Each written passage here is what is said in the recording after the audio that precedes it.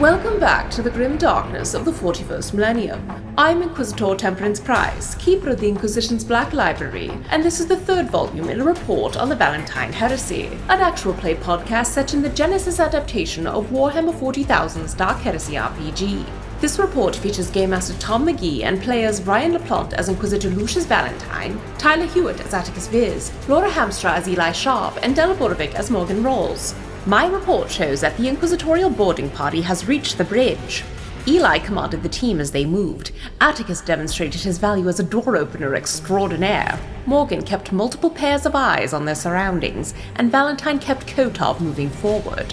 What will happen now that they've discovered remnants of a cultist of Khorne? Or worse? Find out next in this episode of the Valentyne Heresy. From a colonial handbook on what to do when you see the Star of Chaos. Star? What star? There's no star. You should go report to the nearest Imperium officer as soon as humanly possible. Trust us, everything will be fine. Just hum a pleasant tune, and we'll take care of it. And you. You are staring down a mark of blasphemy, the many-pointed star of chaos, which, if you're unfamiliar, think like if you dumped a compass into a bucket of death metal and you pulled it out, that's kind of what you're getting. So it's all of the points kind of on an axis plus the diagonal axes with pointy arrows on the end. And again, just like fucking metal as hell. But also, unfortunately, blasphemous, heretical, and scary as hell, particularly in this big old abandoned hospital ship, which is where you currently find yourselves. You are aboard the Mercy for the Pure in search of the beacon that's been sending out a distress signal that was pinged off of the Iron Kestrel outside the sort of asteroid belt you're in. You've been finding various disturbing things along the way, but none of them have quite added up to anything for you just yet. You know that Kanehurst's ship, his last sort of coordinates were the edge of this field, but beyond that, you haven't found any evidence of the Inquisitor yet. So far, you've kind of breached and cleared your way through sort of the triage and the ER on the east side of the ship before storming the bridge. So you kind of moved through the nice big sanctuary gardens before booting the door open, and unfortunately finding a large, almost ferry or yacht style bridge. So very wide, or like a large cargo vessel, very broad, wide room with no one at the controls, but a pile of skulls and a pointed star of chaos drawn in blood on the wall. Alongside the words "blood for the blood god," which is never really a thing you want unless you're like Khornate in general, in which case, like, cool, great. It's like saying hello or live, laugh, love. So this is where you find yourselves, spooky ship, and I'll let you take it from here. Tom, is the captain's chair and terminal visible through the door? Like, is it a direct line from opening to captain's chair, or is it off to the side? Yeah, so looking in, there's basically like, there's no captain's chair per se. It's kind of like a large, long console that has kind of an array of gears. There are two seats off to the side for navigators to plug into for astropathic purposes. But you really get the sense that this was kind of built in a time where they wanted someone to be barking orders personally from the bridge console. In all likelihood, this thing didn't fly very far, very often. It was likely, you can tell from the construction, likely somewhere in the ballpark of a floating, almost like a cheap space station, right? You kind of like fly the barge to wherever the barge needs to go, and then you just plant it there and bring in your dead, dying, and wounded. Beyond that is where you see the skull pile, and the skulls against some of the there's like, if you think about in Star Wars, there's always like the nice little command deck, and then there's all the peons working the computers and everything else. There's a full set of terminals up front for like, that are just like, Warhammer as hell with all sorts of gears and knobs and consoles and everything else. That seems to be where a lot of the work would be done, but by servitors and sort of lower ranking folk. So you could still have a captain in a nice captain's outfit walking around and glad-handing people, which is likely what they were doing. Honestly, think like Hugh Laurie in Avenue, whatever the fuck the space show. Where it's just like they're there to be the captain, not necessarily the captain. Like it's short of having a giant nautical wheel, but not by much. So you can see where the captain, though, would likely operate from, if that's kind of your question. There's also no movement in here. It is very empty aside from the skulls and things. Also, you're just in the doorway. So Valentyne will stride into the room and bring the rest of the team with him and say, Eli, if you don't mind, I'll assume operational command. Yes, sir. Eli surprised by this, but not going to argue. All right, Eli, take Kotov over to where the captain's station is. We need access. Pull the records. You will recognize, anything that came from Canehurst, and we need control of the life support systems immediately. And he'll just hand Kotov over and just be, Morgan, I require your bird to be outside keeping an eye on whatever will be coming in for us. If these skulls are here and gravity is still active along with the life support systems and the threat is not removed, I would like you to be inside the door some way so that if something appears, you can fire at it and bring it towards us. Odds are we are facing something rather large and singular in intention. The odds of seeing multiple Khorne cultists living on a ship of any length of time without killing each other is tremendously minimal. Attikus, you and I will stand on either side of this doorway here, hidden, ready to lash out. You punch high, I'll stab low. If it's something big and nasty, hopefully that'll take it out. Cora, if you could do me a favor, please stomp that collection of skulls over there and burn that off the wall as silently as possible. Then join Morgan.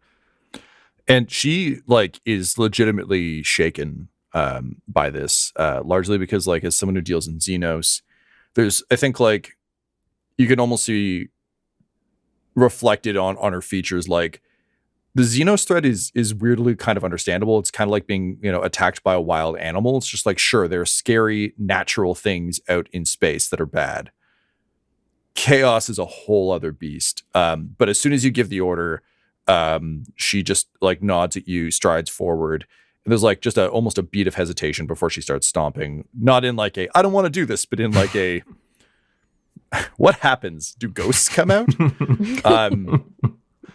So those are your orders. Everyone's going to see the thing. Great. So, it's like Eli. There is no hesitation once he's given an order. Now, fuck. Yeah, he's vice grip on Kotov's arm, marching him. And Valentyne would also vox to the Marnie song to just tell them to everyone who's not on the bridge, get the fucking biggest gun you have and just go hold the portal and the airlock that'll get us back in. And then he just goes and takes position. Everybody's got a job, and he trusts him to do the fucking job. So he's going to go. Fair enough. Tactically high. The only addition that I would have for Morgan is she would definitely put Toby out and have him be up in a good area that he can get a oversight of the entire open area and keep an eye out. And she would also be taking bullets out of one of her belts and replacing all the bullets in her gun with better bullets because she has different types. Oh. Yes. So she's going to just be like, all right. And then set up where she's supposed to. Yeah. Nice. Right.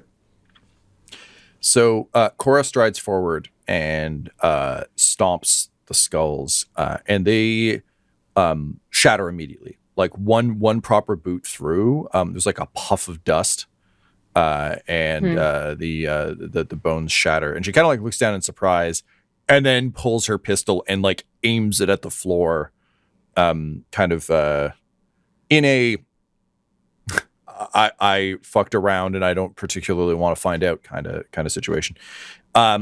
Toby is transmitting visuals to you, Morgan. Can you roll me perception? We're going to say difficulty. I'm going to say 3 because it's a large space. Okay. And using your Toby stats because it's. I was going to ask if it's Toby. Yeah. Yeah. Okay. Let's see. And I don't have any particular need for setbacks or advantages. I believe our count is 1 and 3 in my favor, if I'm not mistaken. 4 in your favor. 4 in my favor. My goodness. In that case, I am going to jack this up a little bit because I'm nice. Okay. He's giving it back to us on theoretically a low stakes roll. I saw Tyler's look like, what the fuck is this being nice? Yeah. Nice always comes with a punishment. That's fucking these beautiful points. Get the carrot and the stick. Yes. I'm trying to see if there's anything I could do about this. Is like a straight across roll. Tom, could there be some advantage because Morgan would also be scoping out the central hall? So she'd have her own eyes from a different angle. I have a sniper rifle with a sniper scope too. Yeah. Okay. So Morgan, would you be actively scanning as you move forward as well, or are you just like in a sniper position? I'm thinking she would probably be in a sniping position while the bird goes out first, and not moving both of them at the same time, basically. Yeah. Okay, I'll give you one boost. Okay. I don't think it's a particularly effective way to look for things, and you're getting a lot of inputs, but I will absolutely grant that peering down a scope and actually having a presence in the room is good. But it's that classic Metal Gear thing where it's like it's hard to clear rooms with a sniper rifle. Yeah, that's true. But yeah, so we're doing double duty. But I think that's generally how she snipes too, is that she's actually seeing both at the same time because she has the wide view from Toby and a sniper view from her own eyes. Yeah. That's like really cool, and I imagine he's exhausting. Yes. As someone who watches like a screen while I type, like usually like a movie or TV show on, I can only imagine actually like, and I need to target. Also this thing is like looking around in rapid bird motion. Like, yeah. This is moving into really cool Boba Fett territory, who in the old canon had 360-degree cameras on his helmet so he could see in all directions, but it took massive training to be able to use. Somebody stole a suit and they basically were like, I'm fucking blind in here. Yeah. Exactly. Jodo cast. Yeah. Exactly. I think for Morgan, it would be the opposite at this point. She would have trouble functioning without being able to see twice at the same time with all of it. Yeah. All right. Well, I'm going to roll it and see what happens. Do it up. Ooh, 1 success, 2 advantages. Fuck Toby, yes. my boy. He's always so nice. Yes. Yeah. So in scanning the room, it's really one of those like massively uncomfortable, seemingly infinite stretch of times where literally nothing happens. Yep. Like you're just watching and there's like no movement. There's not enough atmosphere for, like paper to blow through it or anything. It's just stillness. And having played a lot of horror games where I'm like, maybe something spooky is going to happen. So I just like kind of stand in the corner and I'm like, okay. And then nothing happens. And it's like, oh no, this is somehow worse. You just get that sort of horrible in space, no one can hear you scream like thing that the first Alien is so good at setting up, where it's just like, or like Event Horizon or Dead Space, where it's just like big, echoey, empty, silent space that you're seeing through 2 lenses. That said, you are pretty jazzed that there's no like fucking chaos cultist running down the hall with a knife or anything. So, small wins in the grim darkness. We'll take it. All right. I'm just going to stay on position, keep 4 eyes open. Great. All right. So meanwhile, back on the bridge. So Attikus and Valentyne, you're like prepped at the door behind Morgan, who's gone out into the world. Correct? So the rough idea was Morgan and Cora stay inside, Bird is outside, and then if something big or nasty is there, Morgan and Cora can shoot it, it'll run towards them, and the moment it comes through the door, it gets power fist from one side and power sword from the other. So if it's big and nasty, there's like a crunch at the door. Yeah, so just that jackass slapping hand, but for murder. Yes, for the Emperor. Yeah. For the Emperor. Slap for the Emperor. Attikus is also going to swap in some special ammunition, actually, in his little sidearm that he carries, his revolver. He's going to load in some dum-dum ammo. Yeah. That's our name. That's the name of our network. We did it. It does title drop. Extra damage to unarmored people. So he's assuming that some civilians have been led astray, and he will put them down that much faster. Yeah, and for fluff, mine are now expander rounds, so they just do more damage. God, they're just gnarly. Nastier. Valentine's carrying a bolt pistol, which just fires explosive rounds to begin with. There's no upgrades, but there's no downgrades. It just does its job. I don't want to know what an expanding round with 40K technology is like, because it's got to be so fucking ugly. Like, I don't think, like, they don't build elegant weapons, right? So yeah. ugh, Each feel like round it's like comes with a little bomb. bellows. Oh, it's like If we're talking about weapons, Eli has his one-handed combat shotgun out, and has his chain axe, like the I wouldn't say it's in the sheath, but it's like he has like a protective kind of thing over it, like a cover over it. That is now off.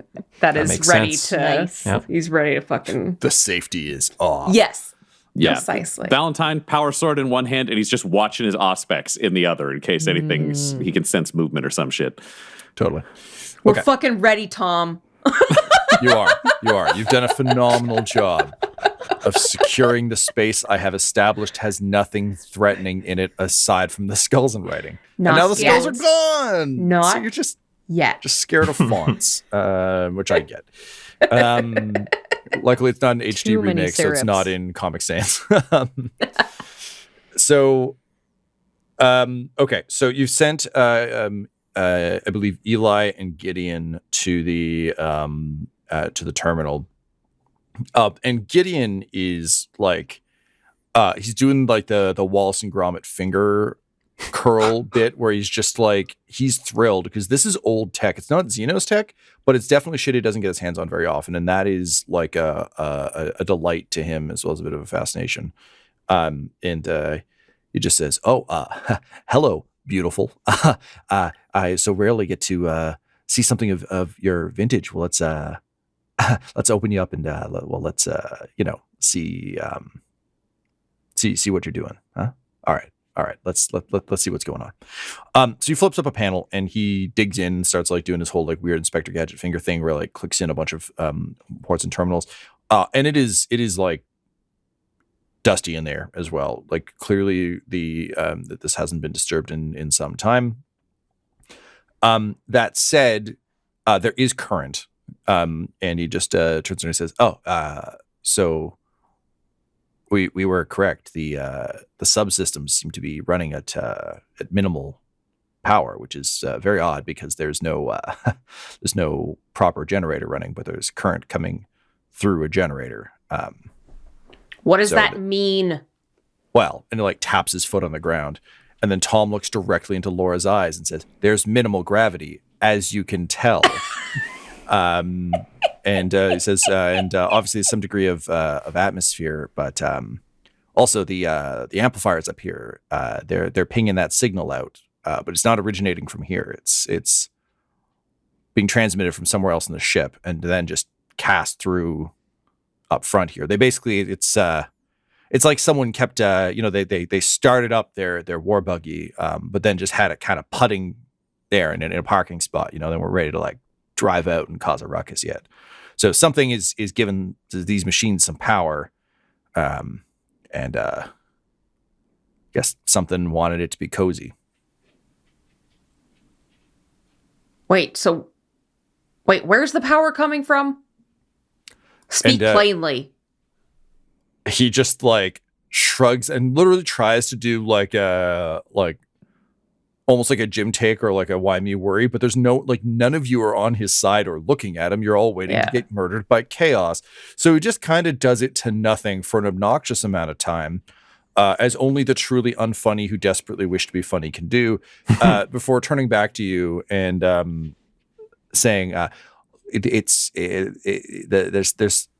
there is electrical current coming out of the generator, but the generator is not active. So I don't know what to tell you, but chaos shit. I mean, maybe. Let's not jump to any conclusions, wall art notwithstanding. All right, then what are the possibilities? Well, all it would take is some current. Like something might just be plugged in down there, feeding electricity through. Or it could be warp power. That's also entirely chaos. Valentyne would chime in over the Vox from where he's standing and just say, 2 questions. Can you get us a map to this location and of the ship in general? Are there any well, I guess 3. Any logs that matter? And is it possible for you to cut the gravity from where we are? And he says, I can definitely get you a basic map, that's totally fine. In terms of ship's logs, the data is badly corrupted. I could probably parse it out on back on the song there with my full lab, but there's not much I can do here. We should definitely extract it though. He basically he can just like yank some boards out and just put them in his chest cavity and bring them with us. It's just like he's basically like it. If your question is there anything recent in the log, there isn't. This thing has been inactive for a long time. Cool. I think Valentyne would just say, yes, extract everything you can. Yeah, I give you full permission to have 2 minutes to loot this place as long as it's not too loud. Okay, he's like, all right, I'll tell you what, because I like you. Let me see if I can strong arm my way into the most recent file before we rip this thing out. Sound good? Excellent. All right, so I'm going to roll I think, as we've discussed before, this is more of a one of you commanding Kotov and using his skills thing. So Eli, we're going to use your stats for this because you're the one like overseeing what he's doing. This is a ship-based thing, so I feel like it's probably intellect, but I'm willing to take arguments. I mean, Eli approaches everything with brawn. Come on. I was going to say, or we could look at this as like Kotov's good at that, so we could take something Eli's good at and pretend it was a Kotov stat. So it's like, he's so good the with Kotov tech. stat is going to bump stuff regardless. I just want a base stat from Eli. And it doesn't need to be your best stat. It's literally just like, you're the one who's with him. You're the one who's commanding him. So that's the base stat. I will say his stats are very good. So you're fine. I guess tech use. Great. So let's take your tech use. What is your tech use? 2 green, 1 yellow. Okay. So let's have you roll this because that's always more fun than me rolling dice. Okay. You said you have 2 green, 1 yellow. So that means that is your intellect 1 or your tech use is 1? My intellect is 3. A tech use, I have 1 rank.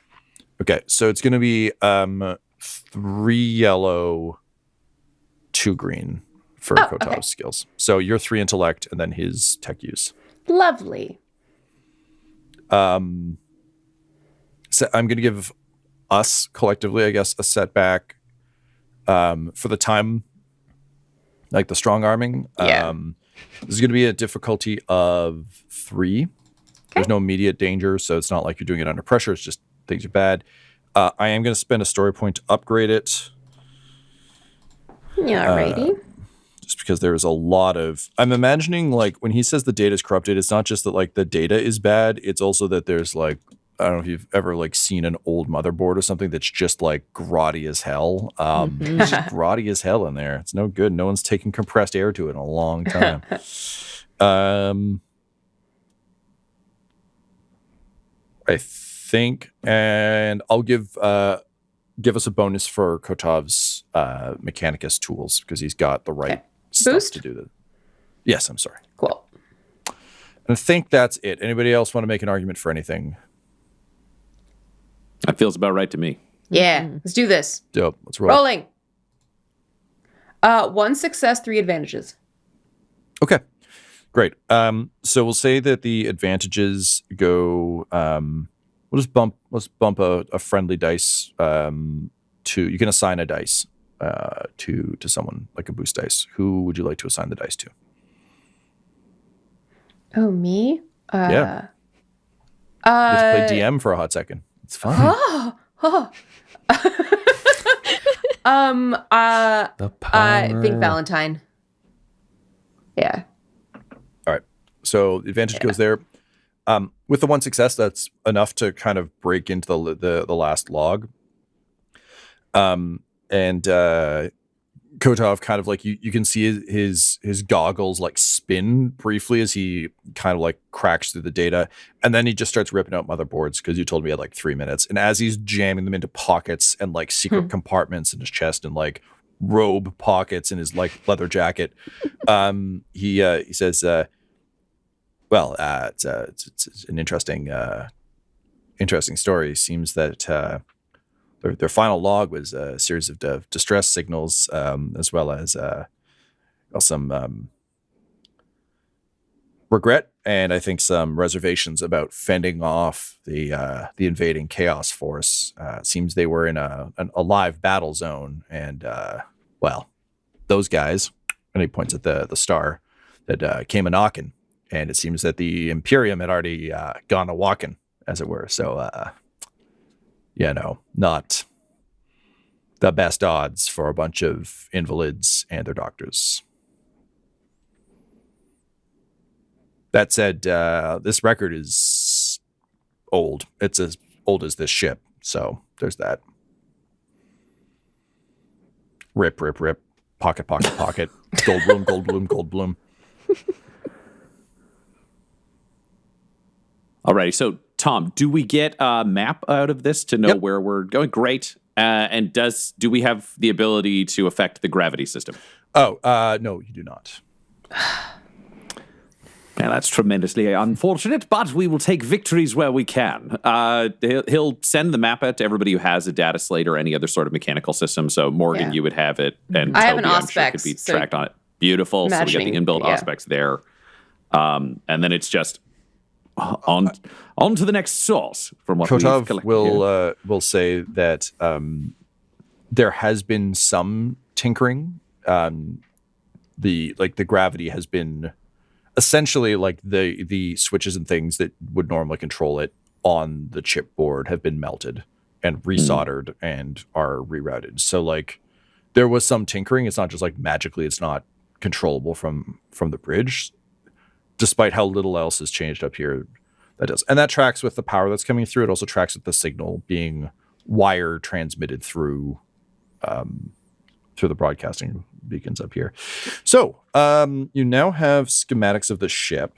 I have sketches that I'm not going to send you because I wrote stuff on them. But basically, I think why it's an empty ship. Sorry, yes, an empty I'll ship. stop. Yeah, totally.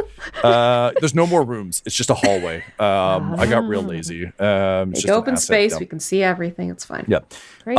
So I know I kind of described things from the outside before. I think the way we'll basically treat this is I'll give you a quick rundown of what you're seeing on the ship again. Now that you have this information, because I can give you rooms, which is new. And then basically, I think the way we'll treat it is if you're like, I want to go try and find X, you have a map, so I can just be like, cool, it's located here, and this is how far away it is, and the kind of journey you'll have to take to get there. Does that work for everyone? Yep. Mm-hmm. You can literally think of the main floor that you're on right now of this ship as like a massive, massive, long, rectangular hallway. It's a more complex shape than that, but just for visual sake, let's go with that. You're on the bridge, which is the southernmost tip of the main floor of the ship, with the 2 gun batteries, as well as the bridge. Heading north from here, there's the Sanctuary Gardens, which is a large respite for people recovering.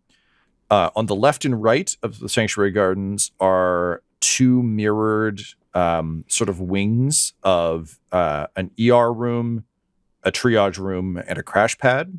You came in through the one to the east. The one to the west, you'll remember the triage section and the crash pad section had been blown off, presumably in some form of conflict somewhere along the way. Right. Just north of those, still outside the body of the ship, are massive circular landing platforms. You can think of them like a hospital helipad. You chose not to come in through those, but they're very much like the crash pad is literally like drop, quick shutter falls down, take someone out. These are more like land,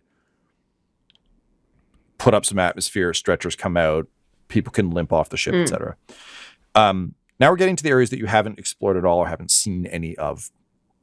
So beyond the Sanctuary Gardens to the north, there's a similar set of doors to the one you just came through, that separates sort of the sanctuary area and some of the immediate sort of emergency triage spaces from rehab and recovery. So there are 2 kind of wings within this. And again, when I'm saying wings, not ship wings, just like large room full of shit. So there's a rehab room and a recovery room. There are 2 elevator compartments just beyond that. And again, like logically, you're kind of following the flow of like when you walk through a hospital, it is kind of like the healthiest people are closest to the outside. And then the further in you get, like the more serious the conditions are. Beyond that, basically attached to the landing pads are 2 surgery preps. So if you're not coming in through triage, but you're actually getting prepped for surgery. And then beyond that, there's a quadrant of operating theaters. So these are massive multi-person operating theaters. It's not like the old Victorian, like large room with a single slab in the middle. It's very much like a 40K, more like honestly a Star Trek med bay where there's just a bunch of available tables with a bunch of horrific, presumably Mechanicus arms and shit. For doing more complex things than the rooms you just came through. As you recall, you came through triage and ER. The rooms had been stripped of gear. Mostly, there were still some things kicking around. But the operating theaters would be more for like, oh, we actually need to install a robot leg on you. Okay, let's do that. As opposed to, oh, we need to cut off and cauterize your leg. So on and so forth.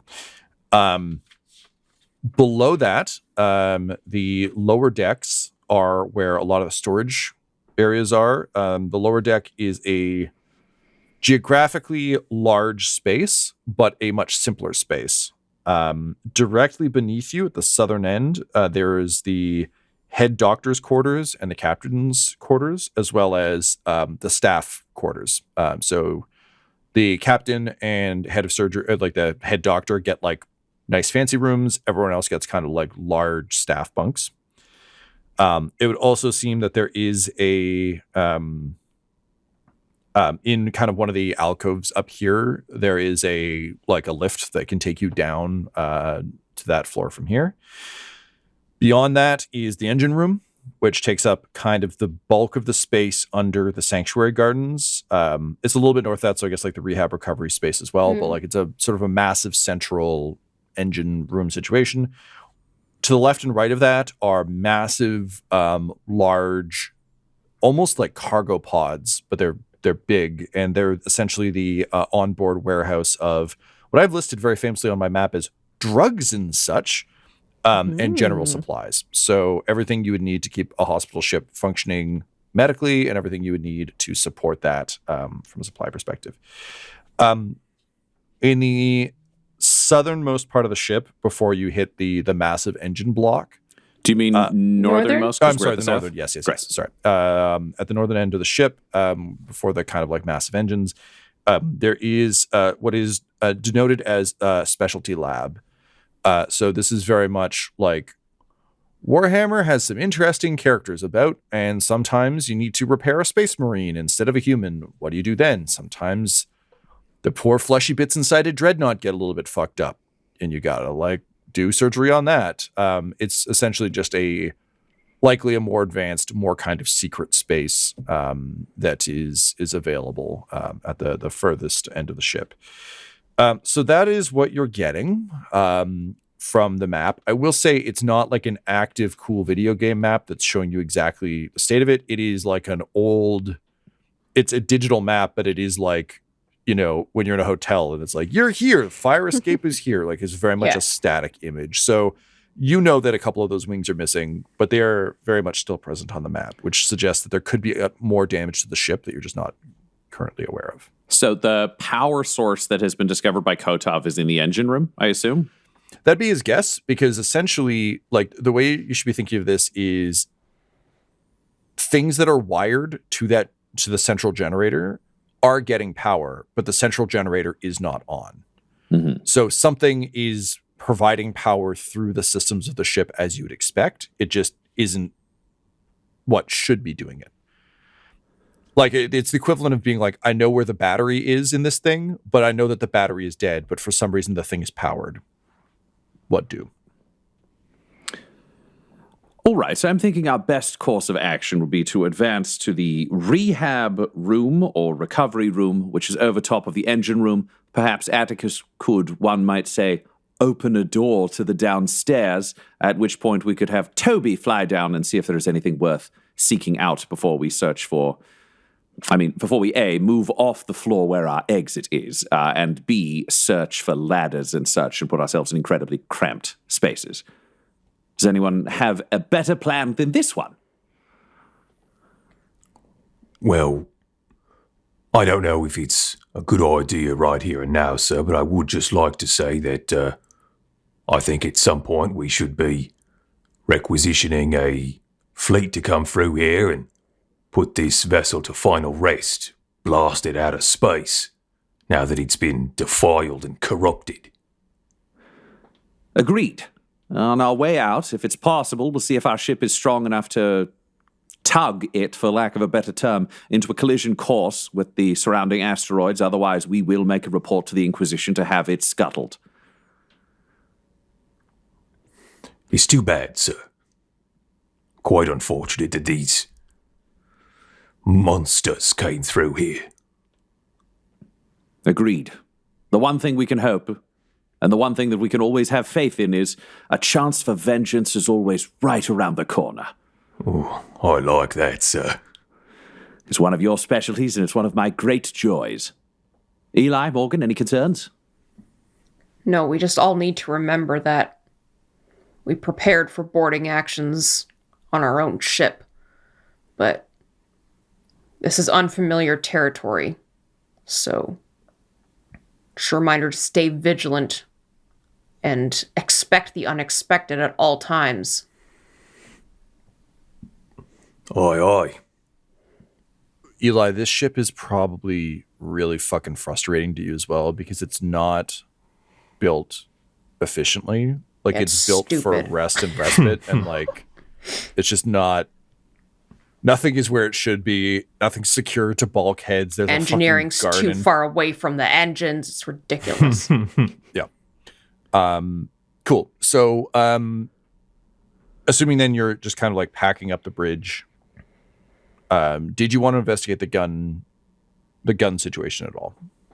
It's okay. If you don't. They're aimed off the front of the ship, and they're too big for us to be able to lug them around. Yeah. Right? Oh, yeah. They're not like carryable. They're not portable cannons. I mean, Can we ensure that they don't function? I mean, is that a Tyler question, or is that an Attikus question? It's not an Attikus question. It's is like from the bridge. Is it possible for us to like sabotage the guns now, Yeah, knowing that we've absolutely. got two tugs with massive laser blasts on them? From a big space gun.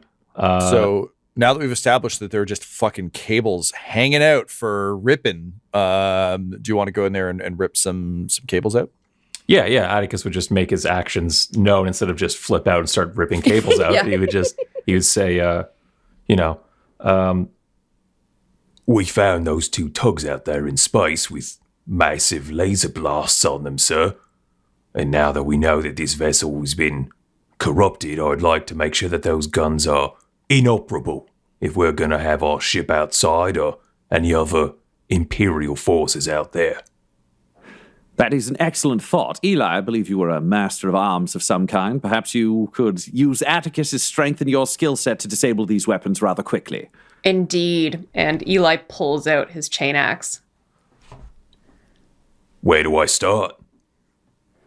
All right, let me show you. And Eli's just gonna like it's like this panel here. Punch. smash. Just yeah. Yeah. Yeah, this is like the nice version of the previous ship where, the whole thing was going to explode and it was like a panic situation. This is essentially like it's built for war zones, but it's for almost a civilian ship. The guns are not like they're big and they're powerful, but they're not well installed. They're just plugged into walls. Yeah, And, and shit. Eli Like, would also be looking for anything indicative of the guns being able to be operated from somewhere other than the bridge, like to be able to receive commands from somewhere else. cool. I'm gonna take a tech use or perception for that. I think tech use. I think so too. Yeah. Okay, so go to tech use. I'll give you your standard boost for being Eli Sharp thinking about ships. I really Hell do feel yeah. like you're that person who if you had a magazine subscription, it'd be like ships and things. It's just like every month, it's like, oh, I haven't seen that one before. It's a dumb place for the gun ports. So yeah, you get one for the ship. I think honestly one for Attikus, because if you have any questions about paneling, you don't have to work. He can just literally rip chunks off the wall so you can see what's inside. Yeah, well, let's see where the cables are going to. Yeah, like you're not like knocking around looking for studs. He's just ripping the wall off and be like, it's there. Yeah. So, okay, great. So you got that. I'm going to give you one setback for this being a non-standard. Like, this is in theory a manned terminal. So if it has been done, it's some kind of jury rig that might be harder to identify. And I think we're going to say difficulty of 2. You're doing a task that is like low stakes and there's not much danger. Yeah. I am not going to spend a story point on this because I'm not that nice. I am, because I'd really like to not blow us up. Honestly, it's, I respect it. It's strange. I mean, I thought getting blown up was the whole point, but yeah. Let's not cause Attikus to lose an arm. Okay, I'm gonna roll. After we went through that whole adventure of finding out how he got his arm just to lose it 2 episodes later. Case file Attikus 2. It happened again. Oh no. You're not going to believe this. You're probably wondering how I got myself into this situation, like as you're like mid-explosion. Yeah. 1 success, 3 advantages. Yeah, right. So you can assign a dice again, and this is a fairly easy thing. It has been rigged to fire remotely. So that's concerning. And I think if you like upon discovery, you probably like wave over Gideon, and he just points with one of his mechanical fingers and like clicks from being reverse hinged to like a correct finger hinge, and he says, yeah. That's just it's just like the communications. It's they're all plugged into something. Yeah. And he like kind of like goes over and gives it like kind of examines it, and he says, yeah, you could spin these bad boys up. I don't think they'd fire at full strength necessarily, but you could fire them. Could we prevent that from happening? Oh yeah. No, you. No, far be it from me. Just rip away, Colonel. Yeah, I just want to make sure. Based on what you're saying, you talk really weird, and I don't like it. Thank you. But you're saying that someone could use these guns from not here, and I'm saying, can we stop that from happening? Yes, yeah. You can just tear stuff out of the walls. Just this right here. Yeah. This, yeah? And I'll just reach into the wall and just pull shit out. I mean, less would have been fine too, but who might argue with the artist, And like pats you on the arm. Don't touch me. All right. I think I'll pass the boost on to Attikus. Great. So easy to repeat on the other side. It's the same situation over there. So you disable both the guns. Sweet. Without too much difficulty. They're not powered up, which helps. So yeah, you basically just like rip out anything that's attached to the ability to fire, and you kind of reconvene on the bridge at the doors. And Ryan, you'd said that Valentyne wants to bring everyone through to the rehab and recovery wing to find a way down. Is that yes, correct? kind of to make a way down so they can drop Toby down to do some scouting. So there are for 2 them. elevators there. So there's a natural way down. There is also a way down here. It's just like one of those, those like tiny spiral, like rotini staircases, I was going to say, so Valentyne will approach Morgan because there's a scout, and rather than having the scout wait until everybody's done doing loud smashing, it's probably best to send things forward. And he would just walk over and say, Morgan, would you believe it's best to send Toby down from here to advance through the ship and send Toby down closer to, or is there another way you want to work? You and Cora are our scouts on this. Worst case scenario, you could both advance yourselves and see what you can find before we bring, shall we say, the louder, heavier-footed folk along with you.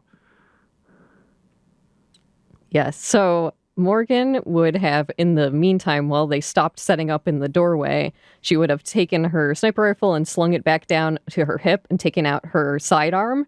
So she's more mobile, ready to do that. She wouldn't carry the sniper rifle around. That was just like a setup situation.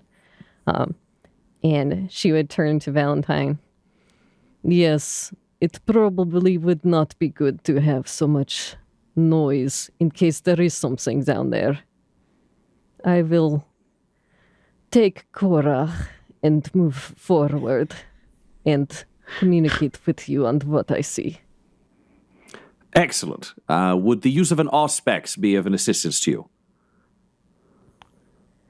I already have one inbuilt to Toby's system, so it would be a redundancy for me. This really is the most flexible team I've ever worked with. Excellent. Take Cora, you have an asset, use it, and continue. So just so I understand then, are we sending Toby down, or are we sending Cora and Morgan down? I'm thinking that Morgan would go with Cora, and basically Toby scouts out a little bit first, and then they follow. So I think it would be she would look for a hole or something to look down into first, but if the elevator is all they have, then maybe it's going in the elevator and taking Toby with. Sure. But I think just putting him a little bit first, but sending scout party out. Gotcha.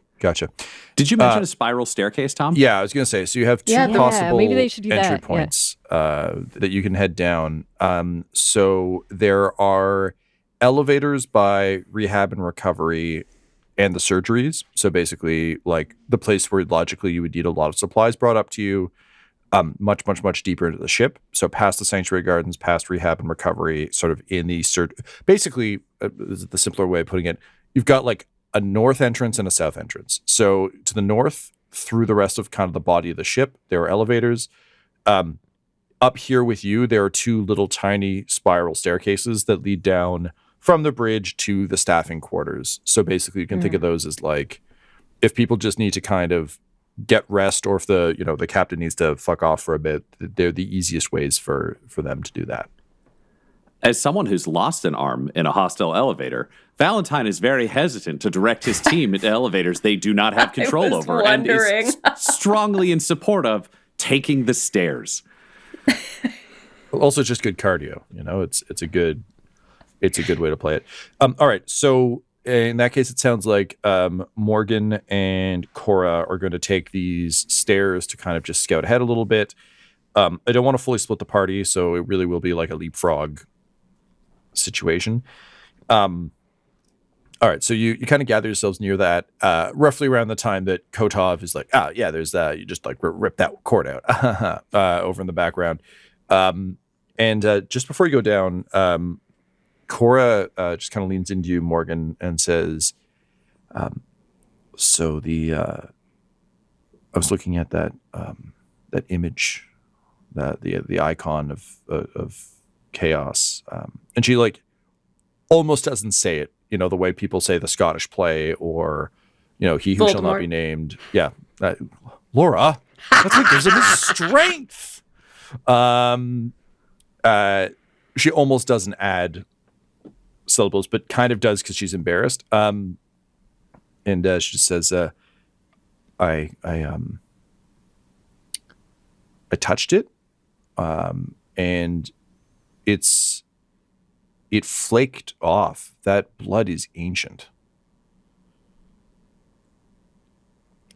Well, that is good. We should hope that the power behind that is mostly gone then. Do you have another question, or can we proceed? I just thought it was relevant scouting information that we shouldn't necessarily be worried, but what do I know, huh? And you can just see like any hint of camaraderie that she was beginning to feel towards you fall away into professional iciness. Morgan would turn completely over her shoulder and look Cora directly in the eyes and say, when you least expect it and you stop to worry, that is the moment you die. And then turn back to continue walking. And Khorne just kind of takes a second with that and just kind of nods and says, as you say. And together the two of you begin to stealthily make your way sort of down the spiral staircase with Toby, I think probably not even flying, but likely skittering across the ceiling ahead. You descend into darkness.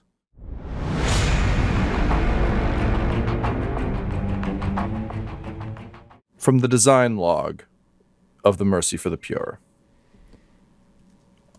Simply put, after a long day of tending to the wounded of the Imperium, the last thing I want is to have to look them all in the eye on my way to my quarters and my AMOSEC. So yes, spiral, staircase, or get a different head surgeon. Morgan, Cora, and Toby, you are making your way down a small metal spiral staircase installed by a vein douche nozzle into the lower floor of the Mercy for the Pure, a massive hospital ship, long since abandoned, seemingly, although there is an odd power source somewhere aboard. You are in search of what is sending off the communication pings as the next step in your search for Kanehurst's lost ship, in search, of course, for the corpse of the Psyker Devram Gnarl, who seemingly had visions similar to Valentyne's, something that Valentyne is very, very keen to investigate a bit further, seeing as till now that heresy has pretty much lived in his head and his head alone, aside from that brief little foray into Dear Sweet Departed Alto. Lyric. They just blur together in a weird red smear on the bottom of a ship. You make your way down. Toby's going ahead. I'm going to want some stealth, I think, from y'all. Again, it's an abandoned ship, so, like, why would I need this? I don't know, but just for fun. For fun. We're going to say difficulty of 2. This is for all of us, Tom? No, just for Morgan. Just for Morgan on behalf of Team Advance Party. Just for the people stealthily advancing. I was like, not y'all, Morgan y'all. Yeah, like a targeted y'all. You're still Morgan upstairs y'all. chain sorting walls. No matter what you roll, you fail a stealth check. Yeah. That's so true. All right, Morgal. Which just sounds like a fucking King Arthur villain. So yeah, Morgan, Cora, and Toby. Can stealth check from you guys. I'm gonna say difficulty 2 because you didn't bring the rest of the party with you. That's nice. Going down a metal spiral staircase, not the stealthiest thing in the world, but you're the right people to be doing it.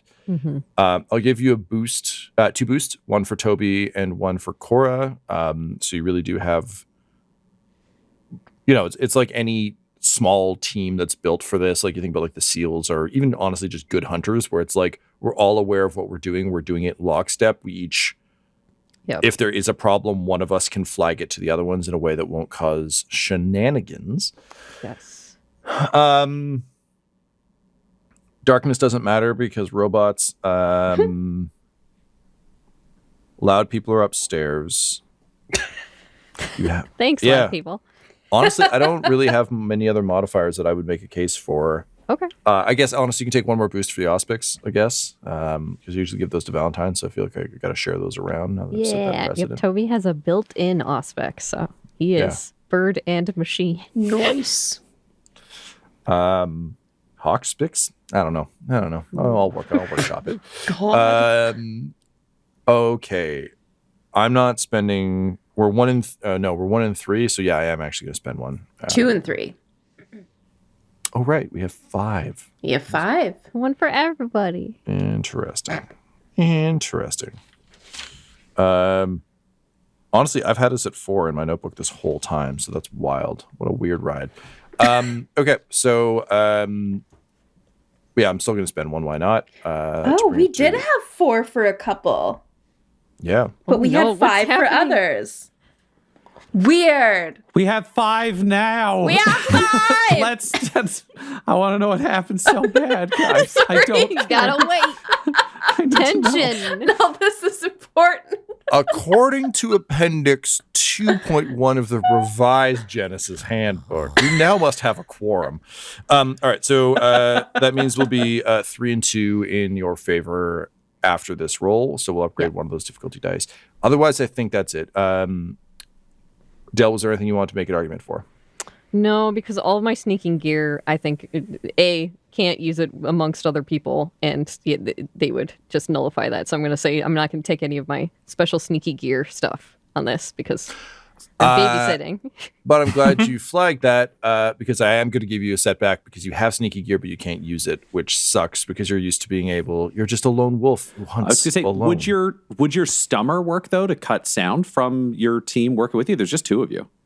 Yeah, the stummer would work to cut sound, but it would only add 1 boost because you can still be seen. But even if you can be seen, it still adds 1 boost to use that. Okay, so you have 1 more free boost, but I'm also going to give you a setback because you're not used to working in All teams. right, we're doing it. We're going into the darkness. I'm going to push a button. Yes. Oh baby, this is the glory team.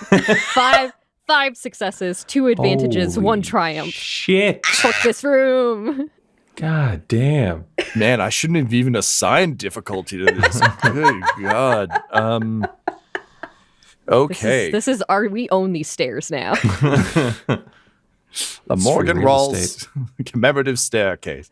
Okay, so yeah, very, very silently, you make your way halfway down, and then I think just literally drop off the sides to the ground using the stummer as kind of cover, just realizing it's easier to drop into a crouch than it is to walk down these creaky ass metal stairs. With the triumph, I feel like you get something cool. So do you want a valuable piece of information about this area, or do you want to be able to bring the rest of the team down to this part of the floor stealthily without them rolling? I would like to know if I can bring them down. I want the information about this room. I'm not making decisions about what's going on. I just want to know what's here. Valentyne can figure out the rest of the chuckleheads. Okay. What? So as you both kind of drop down, and I think on this floor it is very much like those low red running lights, whereas upstairs there's those sort of calming blue, if we need to put emergency lights on but still keep everyone relatively chill. Whereas down here is much more the no, we just need as much light as possible from as little source. So it is a lot of harsh shadows, red running lights. The captain's quarters and the doctor's quarters, I think we'll just say that between you and Toby, you're kind of getting all of this at a glance from your sweet, sweet triumph cash in. So the doors to both of those quarters have been booted in violently off the hinges, and you can see that the rooms have been tossed. Down here is much worse than up top. There is clear signs of conflict. You can see bolter craters in walls. You can see slash marks. There's dried blood. And very clearly, whatever tore through the ship very clearly tore through this area.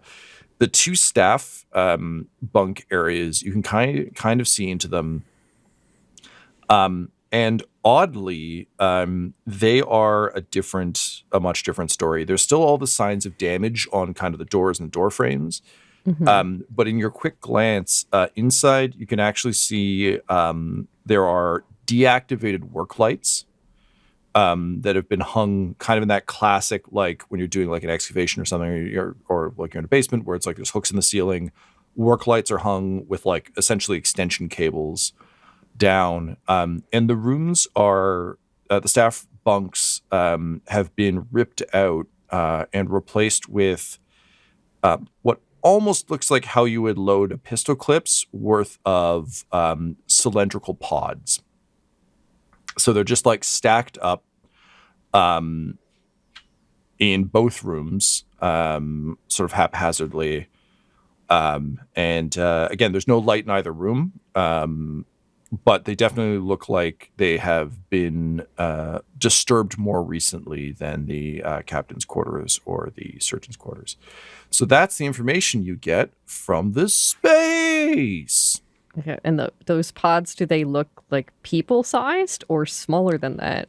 Yes, they are like big, like you can think of them almost as like a tanning bed-sized cylinder. All right. Well, and we don't see any other movement or anything else that we can signs of life down here. No, up ahead. So the engine room lays beyond this, but it's not like it's just one massive open thing. There's sort of one of those massive doorways, like they can be sealed if there was, say, an engine fire or explosion or anything else. So kind of like big blast doors that are closed, as well as two smaller sort of humanoid-sized doors on either side. So very much if you need to come and go, like in an ideal situation, those blast doors are open and those small doors are open. But if we need to close the blast doors and come and go without like cranking open the big fucking thing every time, there is a smaller way in and out. Okay. All right. I think she would. Oh, I'm sorry. I got one more thing for you. Oh, okay. In the which just comes from the Triumph, otherwise it would have been a detail that I don't think any of you would have got.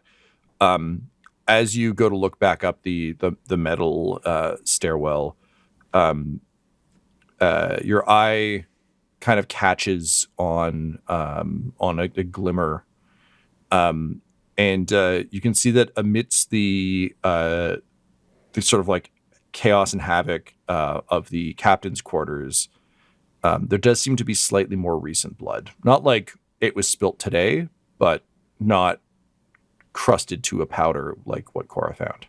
She indicates that and is like, that's different than what I saw. So there you go. There's your Triumph. But she just kind of whispers it in your ear because it's the kind of thing she would notice too. Yeah. I'm sorry. I interrupted. Oh, not at all. No, I think she would be hunkered down with Cora so she can see the rest of the room and see those double doors, and she would keep her eyes on that and stay hunkered down and send Toby back up. And over the ear beads, what are they called? They're Vox beads usually is what they go with. So over the Vox beads, she would call back to Valentyne, and there is no movement or any people down here, but it looks like more recent things have tread here. There are pods, further doors. Still no sign of combatants, but we should be careful. Excellent. Before we come down, would you like to advance one room forward so we could perhaps leapfrog it rather than having you clear a room, fill it full of loud things, and then try to advance again, which feels like it would be, let's just say, disadvantageous for your stealth and survival? Yes, this makes sense. You're right. All right. I will move forward with Cora. And then Toby comes back down. All right. So let's go again with the stealth. Always with the stealth. The stealth things. So this time we're going to set the difficulty to 3. It's a harder advance because you have to open some creaky fucking doors. Yes, for sure. You had a bunch of advantage on your previous roll, yeah? Yes, I had 2. 2, great. So we'll take a boost forward for that. I'm also going to give you a boost for having a controlled space because you guys pretty much own this room right now as far as you know. Which makes stealthing a little bit easier. As far as you know. I know. I'm living here. This is where I believe it. God damn it, Tom! Those pods upset me. You get 1 for the... now, here's an interesting question. Would the stummer affect a creaky door? Or is it just footsteps? Is it like a field around It's you? a field of sound dampening, yes. Okay, then I would it actually might argue be. that does affect the door. So the difficulty is still the difficulty, but I won't Yep. give you a disadvantage for that. Okay. You get your boost for Cora. I don't think you get a boost for Toby in this situation because he can't actually get It's more ahead. about the door situation. He's just yeah. where you are. Yep. Okay, and that We're was We're sitting how at many 3 and boosts? 2. You said 3 because one for Cora, one for the Stummer, one for our ownage of this room, supposedly. Sure. Yes, that's currently what we're sitting at. Be not afraid, Laura. I go into the dark before you. I go first. Okay, and that was 3 difficulty. Do you want to add anything else?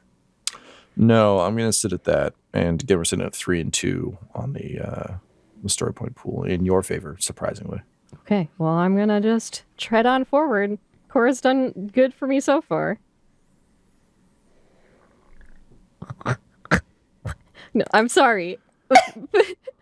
5 successes, 4 Okay. advantages, 1 triumph. Keep sneaky, me and Cora. It's the good laugh, not the we're so fucked laugh. Good. Yeah. They are the That same was tone. the last one. Yeah.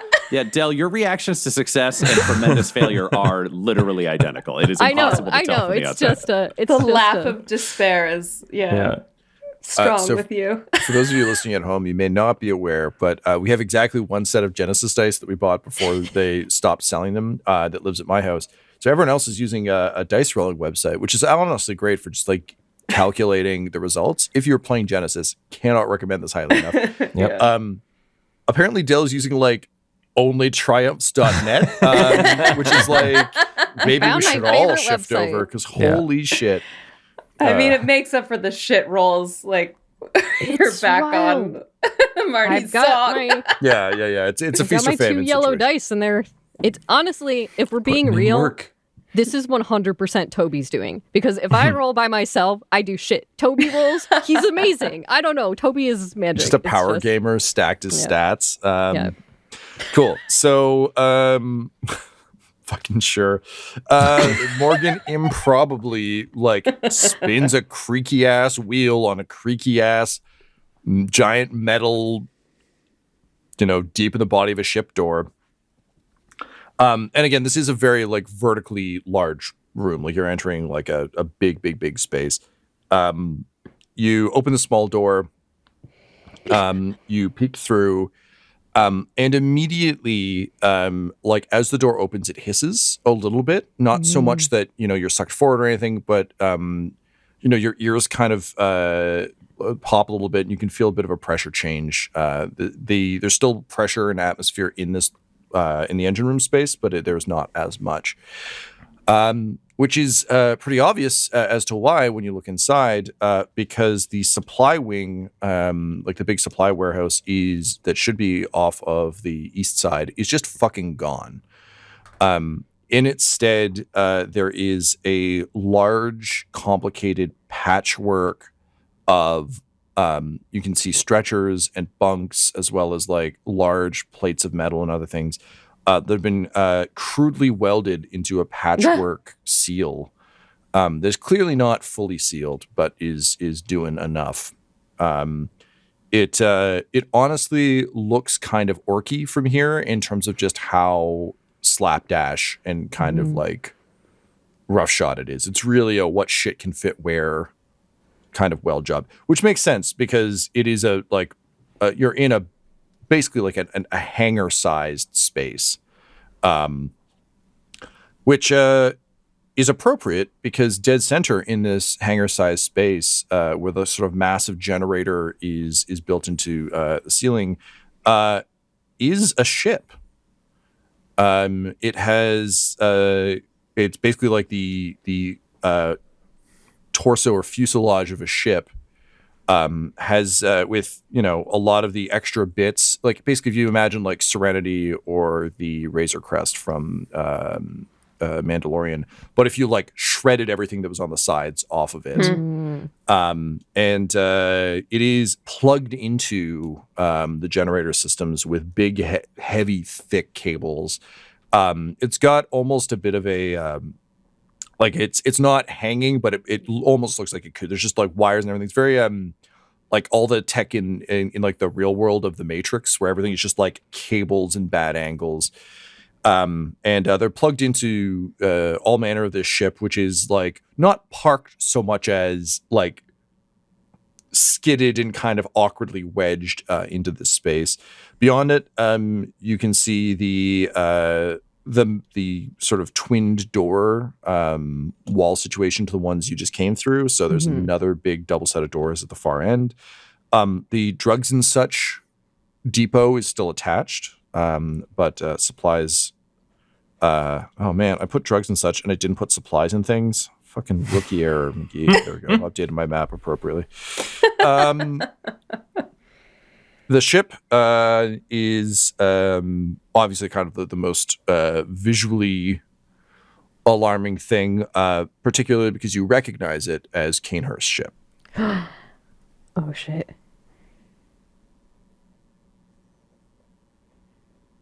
Oh, man. Well, Morgan would instantly hunker down again and radio back to Valentyne, which might be, I don't know how far that even reaches, or if she'd have to send the bird back to even. Well, I think you mentioned sending Toby back, so I kind of imagine Toby is operating as like the midpoint. Beacon. Yeah. Yeah. So she would have to send Toby a little bit back through and then patch into Valentyne. And we found the room with the generator, but it is a ship here instead. A ship I recognize. It looks beat up, but it seems that Kanehurst's ship is plugged in and is generating some power for this dead station. Interesting and excellent. Are you seeing any enemy forces or other life signals present? Is there anything we can make out? I'm in the room besides the ship that's being there? You're getting a lot of electrical interference, largely because of the fact that this is the equivalent of a stripped cable. Like there's just, if you were to look at a handheld Auspex, it'd be doing like the crackly static screen bit. That said, there isn't you don't see anyone in here. There is movement though from occasional like cascades of sparks blasting off the side of this thing. There are like lights on the ship. Like there's the sort of the exterior running lights are on, and you can see kind of a dim glow coming off the viewports and that sort of thing. And this, to be clear, the ship is fairly size equivalent to the Marnie's song. Just like not as nice because it's not owned, it wasn't owned by an incredibly rich aristocrat. So it's big. It's a big ship to be kind of wedged in there, but yeah, so there is movement. It's frustrating because it's visually distracting, but you're not like seeing cultists walking around. Yeah. I don't have any visual confirmation on any combatants or anything of interest, but there is so much electrical interference. I cannot tell what is on this ship or use any instruments. Maintain observation, hold your position, and we'll be there soon. Yes, Inquisitor. And then Toby's like, pew, comes back. And she'll just squat down with Cora. All right, continue what you're doing. And Cora just like nods and, is very much in covering your back mode. I think like, pulls the door shut and just kind of like is there with a gun in case anything comes through. But there's no real sense in leaving that door open to the massive space. Yes. So are you guys in the massive space still watching, or I just want to make sure my brain has got it. I was thinking that they would be like right inside the doorway. Oh, okay. So right. I think then they want to keep visuals on it. They're just hunkered down. Yeah. So sorry, you're hunkered down on the staff quarters side or in the engine room side? I think that they're in the engine room side, but probably right up against that wall so they can double back quickly, but want to stay in that Admittedly, room. There's also like a bunch of stuff you could take cover behind. That's what I'm thinking. Yeah, of some big metal whatever. Room, so yeah. Right. So in that case, Cora will still... Yeah, exactly. It's chest high walls for all. So Cora will still like creak the door shut a crack, like she'll leave it open, but she's not gonna leave it like, Yes. wide open to the space. And then if you're on sniper, then she's just beside you with a sidearm ready to just shoot anything that gets Totally. And we're close just enough to be a we're problem. watching it like a Toby Hawk. God. Yeah, just gotta have that 900 vision, Yeah. Cool. Okay, great. So the rest of you make your way down into the staff quarters section. I'm not going to make you roll because Morgan and Cora already sort of scouted the area. Yeah. I know you're being super cautious, so it's not to say that this is an entirely safe space. It is to say that you, having heard everything you've heard, would move down as quietly as possible. And given what they reported back, that seems reasonable too at the time. Valentyne, Eli, and Attikus, is there anything you want to do or prepare to do before you come down, or are you just kind of making your way down? Attikus would just be coming straight down once he gets the order that we're moving down. He'd want to be shield up and ready to greet what's down there. Yeah, Valentyne would be following with Kotov in the middle, and then we'd have Eli in the back as another heavy to kind of come through. Down we go. It appears our quarry is at hand, but don't let your excitement get the best of you. Things can still go, I'm not going to say badly, I'm going to say interestingly and in the Emperor's interests. Right. Move out. Attikus, how much are you buying this kind of like the upbeat with everything you've seen recently? How much are you still buying the like, hooray, this is the Emperor's will and it's great and happy, or how much of it is just like, I follow Valentyne? A lot of it is I follow Valentyne, which also means if this is Valentyne's philosophy towards handling this kind of stuff, it's got to be effective. That doesn't mean Attikus can just automatically adopt it as a philosophy, like without stumbling along the way. But in terms of inquisitors to look up to, he's got Valentyne. So he's taken care of him, and we've talked about it a bunch of times at this point, but Attikus respects someone who's good at their job and is reliable in the trench beside you. So he's got to rely on Valentyne for these kinds of things that he knows nothing about. Cool. So the three of you make your way down into the space. You see exactly what Morgan described. You can see the door open a crack up ahead. Again, big space. Is there anything you would want to investigate in this room? 100%. Valentyne would want Kotov to look at those pods because if they are lined with explosives or some kind of trap, he refuses to lose today's fucking evidence to some kind of bullshit chaos setup. Yeah, and Eli would want to be close by with his chain axe, ready to destroy whatever or whoever. I think Attikus would want to move up to those engine room doors to get up to where Morgan is and provide protection to our softer targets. Awesome. Okay, so let's start with examining the pods. This is, Valentyne, your order, so we're going to use your stats. Okay. This is going to be again, we're using your stats and Gideon's stats together. So I'm going to call this a tech use. What's your intellect? My intellect is 2. Would this be forbidden lore or would this be tech use? It would depend on what the pods actually are. It's going to be tech use. Cool. So I have 2 green. you got 2 green. And Kotov has 5, so that'll be 2 yellow, 3 green. Okay. You get a boost for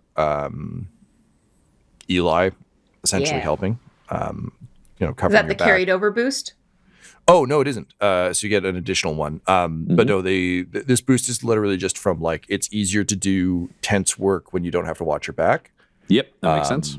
Or your front, for that matter. It's a beautiful thing about a chain axe. You know, you swing it either direction. It's good. So you've got that. You get one for Kotov's gear. Okay. And I think that's probably it, unless you want to make a case for anything else. I mean, I don't want to make a case for it, but what's my difficulty? Yeah, you get that too. It is a difficulty of 2. 2. Okay. Well, then let's see what happens. 5 successes, 2 advantage. Okay, great. So we'll pass 1 free boost along to the next roll. It's not assigned to anyone. It's just a free boost. So Kotov kind of like goes in and examines them, and a look of kind of like surprise crosses his face, which is like weird thing to see because there's just not that much face left. So what face there is kind of takes a look of surprise. His goggles unfortunately do not spring out because that like it would have been a perfect moment, but life just ain't like that, He says, Inquisitor, you were wondering if these are chaos tech, right? Yeah, something corrupt or perhaps explosive. Yeah, well, they're not explosive unless they were, powered up and pressurized, and a bunch of things went wrong. But they're not powered up and they're not pressurized, so I don't think we need to worry about that. At least not anymore. But no, these aren't explosive. And he reaches forward and he grabs one with his like extra arms and just kind of like edges it up a little bit. Like he doesn't like drag it off because that would make a tremendous amount of noise. But he edges it up and then kind of turns it over. And you can see a glass panel along the side with kind of a loose bedding inside it. And he's like, these are pretty cheap cryopods. These are for, I use a version of these on my tomb ships, but a much better one, frankly, than this. This is off the shelf nonsense. You can buy these things in bulk, but no, these are for. They look like what you could store patients in if you needed to get them to a better medical facility than this old wreck, but they're too new. Interesting. So we could perhaps use these for, shall we say, our ongoing experiments. Oh, yes. We'd be slumming it, but yeah, you could. Excellent. The Emperor provides on an ongoing basis for this mission and everything else. Now we just have to be sure to collect the information we need and survive, and then we will lay claim to these. Yeah. Other thing for you. So you can see that these are all wired together, and it literally, like, at the top of like a bundle of dynamite where there's just like a bunch of leads that have been tied. It's almost that kind of cabling. So he's like, all of these are rigged into, and like he shows it. There's nothing like spectacularly strange about this. It's just they've been like similar to a lot of the things you've seen, wired into the floor somewhere and seemingly drawing power off the same thing. It's like these aren't powered up, but they were at some point. And it looks like someone jury rigged them. This is, I gotta tell you, as a professional, this whole situation is a mess. This is they're just stacked on top of each other. You can't see what's inside. This is a mess. But yeah, whoever brought these things here had them powered up at some point, because otherwise you wouldn't need all the cables. You could just bring them in. How many pods are here, Tom? Like a lot. A metric fuck lot, if you will. But it is like, as I said, it's like an ammunition clip style thing. Like these are, or like logs. It's like stacked like logs. There's stacked. let's say about four tall. But it's a big room. Like this is where the bunks for all of the staff on this ship used to be. Yep, he would just activate his Vox and say, the potential number of threats on this ship, I can inform you, are, one might say, Emperor blessedly high, you know, so he may have sent a small army against us, and they could have been woken up rather recently, so we'll find out. But keep an eye out for bogeys. We'll be with you in a moment, and then we'll all advance together. And Kotov, you rolled really high, Ryan, right? 5 successes, yeah. Yeah, all right. Sorry, go ahead, Tyler, and I'll throw in my bit. Just Attikus trying to adopt this. Everything that's bad is actually good. And a blessing from the Emperor. Attikus just says, good. Right. What wonderful.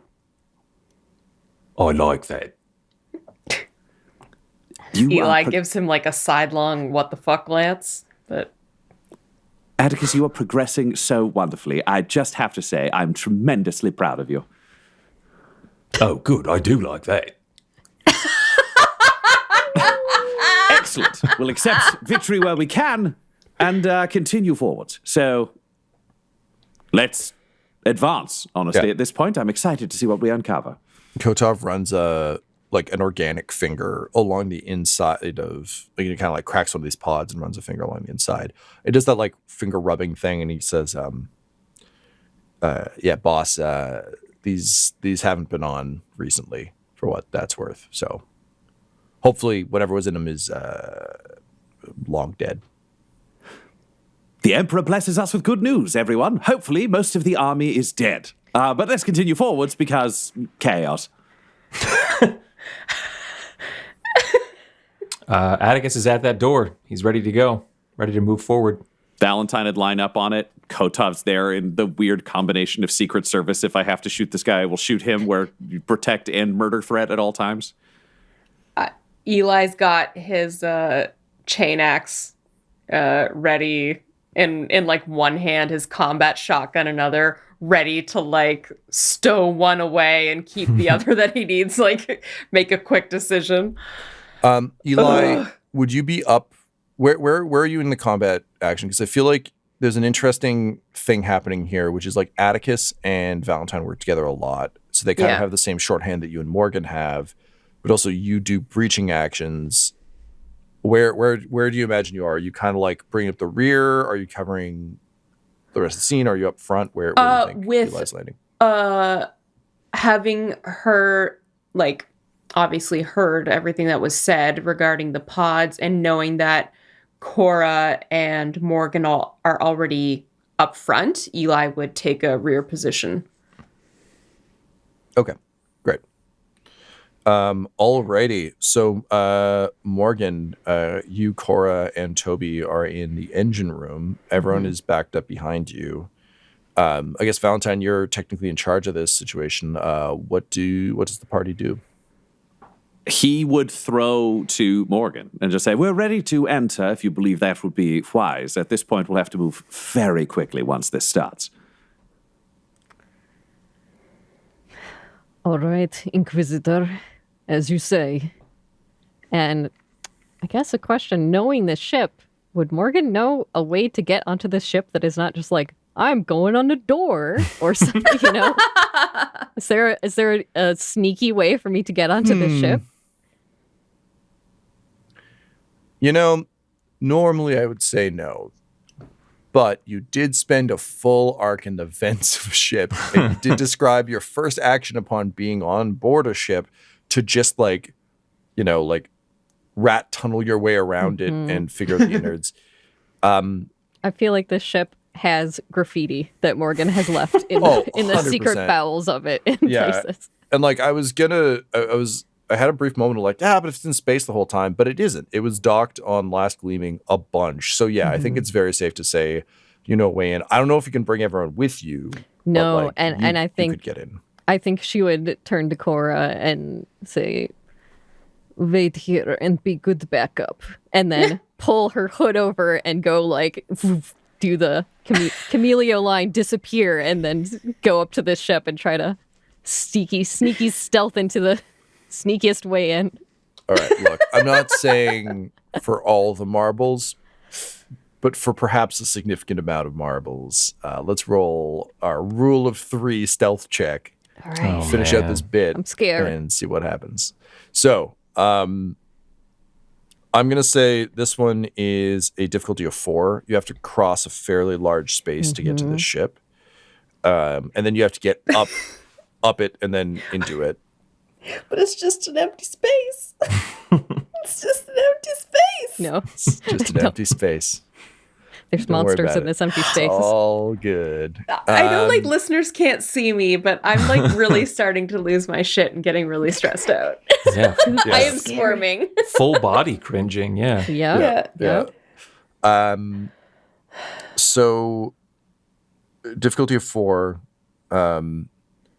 I'm going to give you a point of disadvantage for your chameleon line cloak only because the lighting keeps shifting around you when Okay. sparks blast off of That's fair. various things. Like a which setback.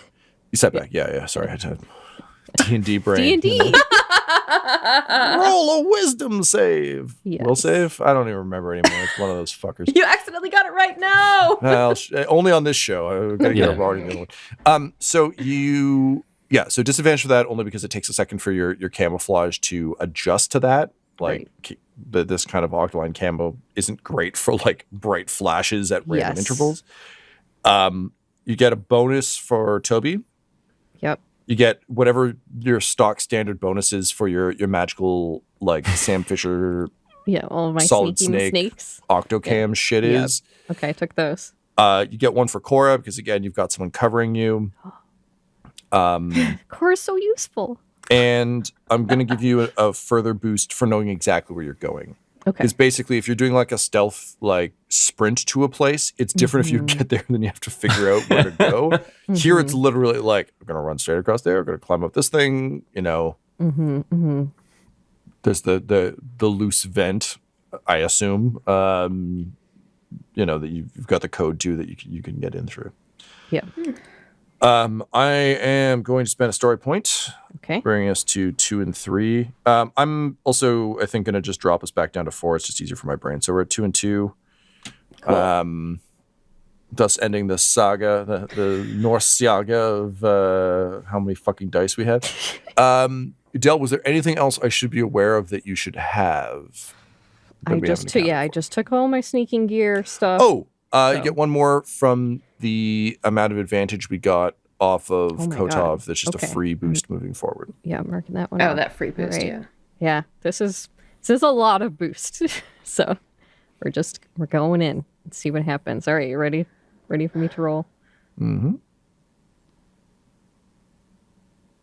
5 successes, 5 advantages.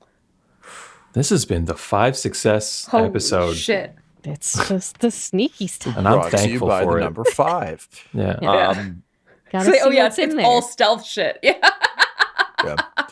All right. So, Del, describe what this process of getting over there looks like. Obviously, you're successful in reaching the entry point.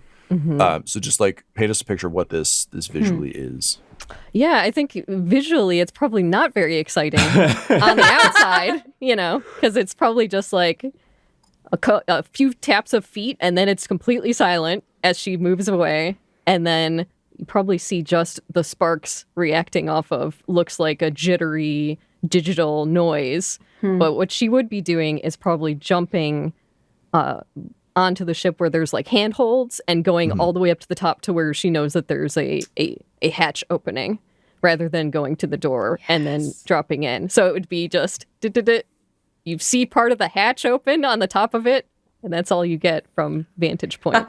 Yeah, and I think this is probably like a I don't know, like a sensor or like a vent hatch that just like has to open during only during re-entry and like going into orbit.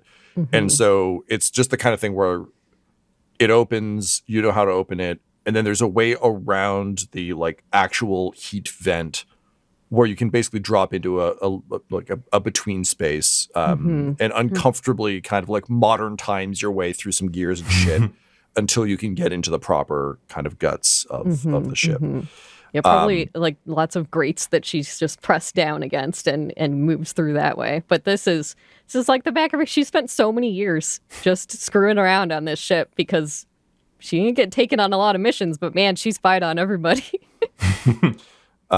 Yeah, so it's it's a little, like there's a weird nostalgia for you that seems to only exist when you're between the walls of a ship like this. Yes. So you slip into the side, drop down into it, and sure enough, like the engine is powering the minimal systems outside, but that also means that a bunch of systems in here are on. So you're getting kind of flickering light because a lot of power is being kind of drained out of this. So it really is like a half-lit version of the ship. Now, you've been through the ship in darkness and in light, so this isn't particularly disturbing to you, but it is visually very upsetting and stressful, but I'm sure fine.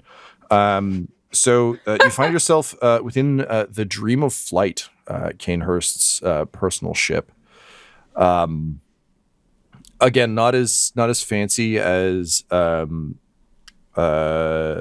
Billingberg's, but in a lot of ways that kind of makes this easier because people weren't over designing it. It means there's a lot more like, if this fits, we'll just bolt it in here. Okay, we're done. So visually we can think of if Billingberg's is like the Apple store, like, Minority Report, Star Trek, everything is very slick. This feels a lot more like what a small Warhammer vessel kind of would. It's a lot more exposed girders and beams, and he's put in touches of the wood paneling that you remember from the claw and wing. But it is very much more like, if that's a full-on pub, this is like, I wanted to dress my office up a little bit. So there's that, the carpeting is like that weird billiard green material, and it's just that sort of thing. There's just a little hints of that. There's like wrought iron lanterns and shit that are like electrical, but are there for show. Little steampunky vibe going on in here, and it's a homecoming of a sort, and not a great one for you because you never loved this ship, but you certainly know it. So you're in the walls of the Dream of Flight. What do you do? Kind of looking around for any bogeys, any people, but trying to slowly make her way back to the main door to open it from the inside for everybody else. Sure. So you're not picking up any life signs within the ship. You do see, again, that somewhat more fresh blood, just kind of in small amounts, the occasional little spray here and there on the walls.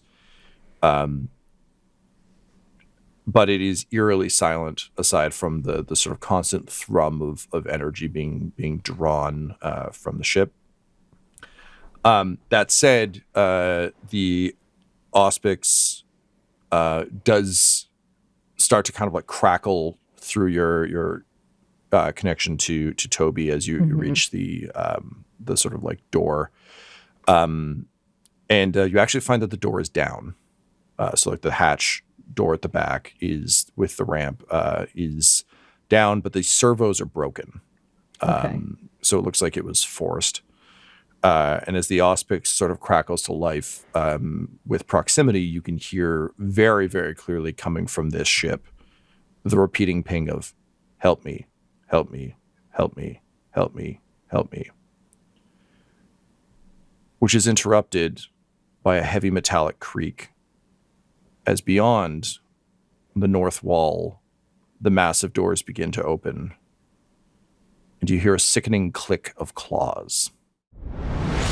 This episode of the Valentyne Heresy features Ryan LaPlante at the Ryan LaPlante on Twitter as Inquisitor Lucius Valentyne, Tyler Hewitt at Tyler_Hewitt on Twitter as Attikus Viz, Laura Hamstra at EL Hamstring on Twitter as Eli Sharp, Del Borovic at Deltastic on Twitter as Morgan Rawls, and our Game Master Tom McGee at McGeeTD on Twitter. This episode was edited and mixed by Laura Hamstra, and the Valentyne Heresy's artwork was created by Del Borovic at delborovic.com, DELBOROVIC. Our theme song is The Hordes by Megan McDuffie, and our ads use the tracks No Control and Chiefs by Jazzar, JAHZZAR, available at freemusicarchive.org.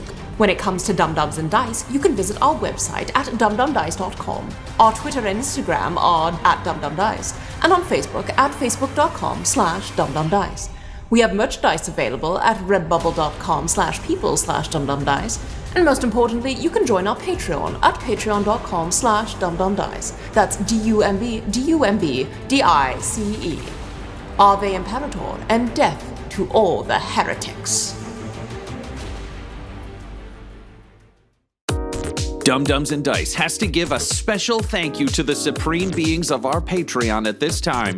The Half-Blind Prophet, Christopher Little, Sue One, George Dolby, Richard Cranium, Gavin and Abby McDonald, Logan, Fire Unfriendly, Grandma Likes D&D, Alan, Stabby Stranger, Glitch Trick, Roman Brown, Spot Allen, Flynn1138, Alarain Okapi, OMG, it's Big Nick, D&D and Things, Norma Byers, Schrodinger's Pepper, Guy Edwards, Flea Unit, Madre de Gatos, Lady Maiden, Melissa Rain, and Jill and Noel LaPlante. If you want your name to be added to this list, you can join our Patreon too at patreon.com/dumdumdice. Thanks to them, and a little bit of thanks to you.